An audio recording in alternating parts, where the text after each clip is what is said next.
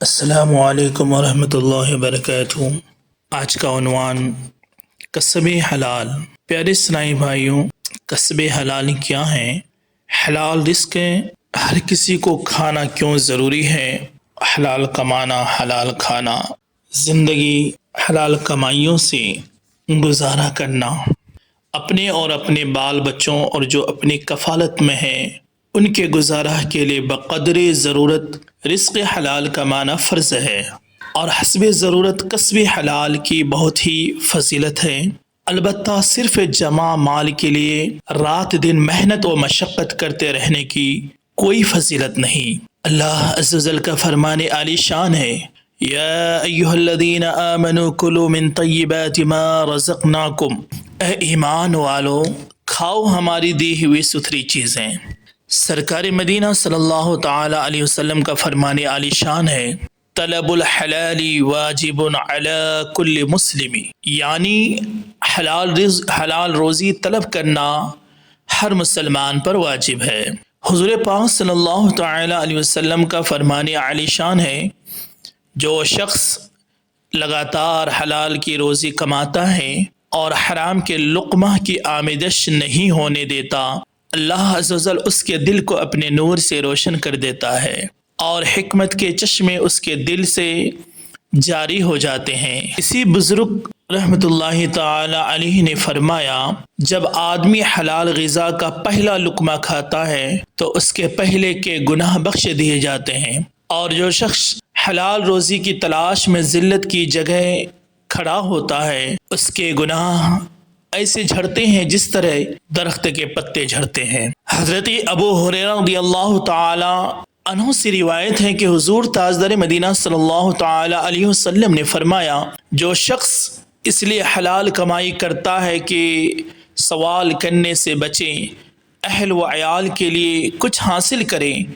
اور پڑوسی کے ساتھ حسن سلوک کرے، وہ قیامت میں یوں اٹھے گا کہ اس کا چہرہ 14ویں کے چاند کی طرح چمکتا ہوگا۔ اور جو شخص حلال کمائی بکثرت مال جمع کرنے کے لیے دوسروں پر فخر اور بڑائی کے لیے کرتا ہے، وہ قیامت کے دن اللہ عز و جل شانوں سے اس حال میں ملے گا کہ وہ اس پر ناراض ہوگا۔ پیارے اسلامی بھائیوں، مال کی محبت واقعی بہت ہی بری ہے۔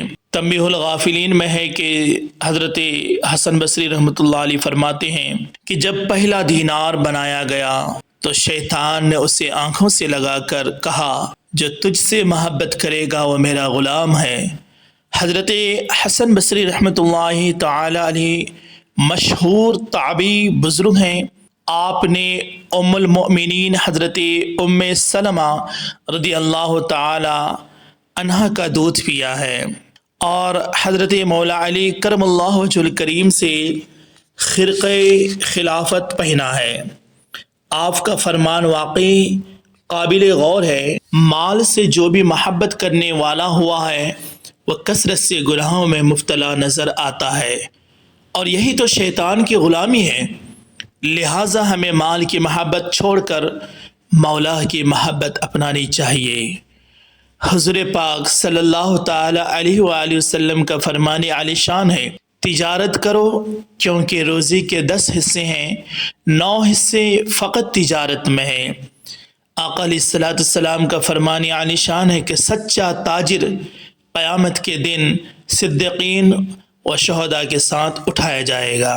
ام المؤمنین حضرت عائشہ صدیقہ رضی اللہ تعالی عنہا روایت کرتی ہیں کہ مدینہ کے تاجدار سرکار دو عالم نور مجسم حضور احمد مصطفیٰ محمد مصطفیٰ صلی اللہ تعالی علیہ وسلم کا فرمان عالی شان ہے کہ جو تم کھاتے ہو ان میں سب سے پاکیزہ وہ ہے جو تمہارے کسب یعنی کمائی سے حاصل ہے، اور تمہاری اولاد بھی من جملہ کسب کے ہیں۔ سیدنا ابن عمر رضی اللہ تعالی عنہما روایت کرتے ہیں کہ کسی نے عرض کی، یا رسول اللہ صلی اللہ علیہ وآلہ وسلم، کون سا کسب زیادہ پاکیزہ ہے؟ آقا علیہ الصلوۃ والسلام نے ارشاد فرمایا، آدمی کا اپنے ہاتھ سے کام کرنا اور اچھی بیع یعنی تجارت جس میں دھوکہ اور خیانت کا دخل نہ ہو۔ آج کل مال خریدتے وقت گاہک اس مال کی خواہ مخواہ برائی بیان کرتا ہے، اور بیوپاری بیچتے وقت بلا ضرورت تعریف میں مبالغہ آرائی سے کام لیتا ہے اور اپنے مال کی خوبیاں بیان کرتا ہے۔ یہ دونوں باتیں منع ہیں۔ چنانچہ حضرت معاذ بن جبل رضی اللہ تعالی عنہ روایت کرتے ہیں کہ حضور پاک صلی اللہ تعالی علیہ وسلم نے ارشاد فرمایا، تمام کمائیوں میں زیادہ پاکیزہ ان تاجروں کی کمائی ہے کہ جب وہ بات کریں جھوٹ نہ بولیں، اور جب ان کے پاس امانت رکھی جائے خیانت نہ کریں، اور جب وعدہ کریں اس کا خلاف نہ کریں، اور جب کسی چیز کو خریدیں تو اس کی مذمت یعنی برائی نہ کریں، اور جب اپنی چیز بیچیں تو اس کی تعریف میں مبالغہ نہ کریں، اور ان پر کسی کا آتا ہو تو دینے میں ڈھیل نہ ڈالیں، اور جب ان کا کسی پر آتا ہو تو سختی نہ کریں۔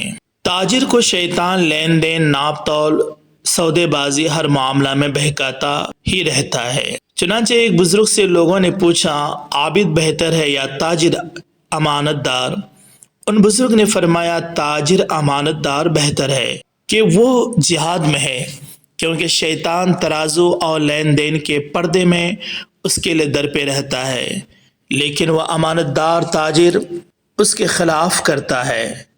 تجارت میں جمع مال کے لیے نفس سے طرح طرح کے جھوٹے ہیلے سکھاتا رہتا ہے، مگر دیانت دار تاجر نفس و شیطان کے ہر وار کو ناکام کر دیتا ہے۔ حدیث پاک میں آتا ہے، المجاہد من جاہد نفسہ، یعنی مجاہد وہ ہیں جو اپنے نفس کے ساتھ جہاد کرے۔ پیارے اسلامی بھائیوں، خود ہمارے پیارے آقا صلی اللہ تعالی علیہ وسلم بھی کسب حلال کے لیے جد و جہد فرماتے، حالانکہ ہمارے سرکار صلی اللہ علیہ وسلم کو کیا کمی تھی، پھر بھی آپ صلی اللہ علیہ وسلم نے بکریاں چرانے کا پیشہ اختیار فرمایا، تجارت بھی فرمائے۔ اس میں محنت مزدوری کرنے والوں کے لیے بڑی تسلی ہے، حوصلہ افزائی ہے۔ ڈگمگاؤ جو حالت کے سامنے، آئے تیرا تصور مجھے تھامنے، میری خوش قسمتی میں تیرا امتی، میں تیرا امتی، میں تیرا امتی۔ اللہ عز و جل کے مقرب انبیاء علیہ السلام بھی کسب حلال کے لیے جد و جہد کرتے رہتے، کوئی کپڑے سی کر، کوئی تجارت کر کے، تو کوئی بڑھئی کا پیشہ اپنا کر رزق حلال حاصل کیا کرتے تھے۔ اللہ تبارک و تعالی ہمیں اور تمام مسلمانوں کو حلال کمانے، حلال رزق کھانے کی ہر ایک کو توفیق عطا فرمائے۔ اللہ تبارک و تعالی ہم تمام کی زندگی اور اخروی زندگی، دونوں زندگی کو بہترین اور بہتر سے بہتر اللہ تبارک و تعالی ہمیں اس میں ساری خوبیاں اور ان کی تمام نعمتیں ہمیں میسر فرمائے۔ رب کریم کے بارگاہ میں دعا ہے کہ مالک کریم ہمیں دونوں جہاں میں کامیاب عطا فرمائے، اور اس دنیا سے اخروی زندگی ہمارے لیے اللہ تعالی بہتر بنائے۔ پیارے اسلامی بھائیوں، اپنے زندگی کا اصول رکھیں، حلال کھاؤ، حلال کماؤ، اپنے اور اپنے اولاد کو بھی، اپنے گھر میں رہنے والے والدین اور اپنی عورتوں کو بھی حلال روزی کھلایا کرو، اور حلال کمائی کے پیسے سے ان کے جسم کے پوشاک یعنی کپڑے اور ان کی ضروریات کو پورے کرنے کی کوشش کرو۔ انشاءاللہ اس سے ہماری آپ کی نسلیں آباد ہوں گی، آنے والے نسلوں میں جو اولاد ہیں وہ نیک و پرہیزگار متقی ہوں گے، نمازی ہوں گے، اللہ عز و جل، اللہ جل جلالہ و شانہ کے فرما بردار بندے ہوں گے، اور رسول پاک صلی اللہ تعالی علیہ وسلم کی سچی امتی ہوں گے۔